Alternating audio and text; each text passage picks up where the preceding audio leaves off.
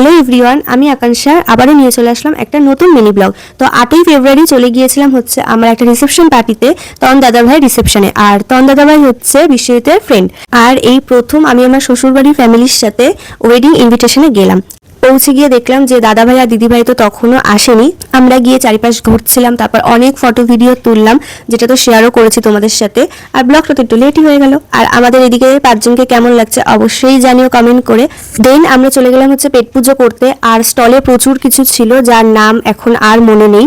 তো এগুলো খাওয়ার পরে চলে গেলাম হচ্ছে বাটির হাতে দাঁড়িয়ে পড়তে ফুচকা, যেটা খেতেই হবে, ভীষণ ফেভারিট আমার, সবাই জানো এতদিন ব্লগ দেখে। তারপরে তো ছবি ভিডিও আবার তুলে খেয়ে নিলাম হচ্ছে লাস্টে মকটেল।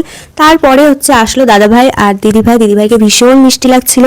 দেন দেখা করে গিফট দিয়ে ছবি তুলে চলে আসলাম হচ্ছে ডাইরেক্ট মেন কোর্সে, কারণ তখনও ফাঁকা ছিল। এরপরে প্রচুর ভিড় হয়েছে, তো আর খেতে বসলে আমি ভিডিও করতে ভুলে যাই। তো তোমরা মেনু কার্ডে দেখে নিও, খুব সুন্দর ছিল খাবার দাবার। আর এখানে দেখো আমার ছোটদাভাই কি নিয়ে দাঁড়িয়ে আছে, তোমরা কি বুঝতে পারলে? তাহলে কমেন্ট করে অবশ্যই জানিও।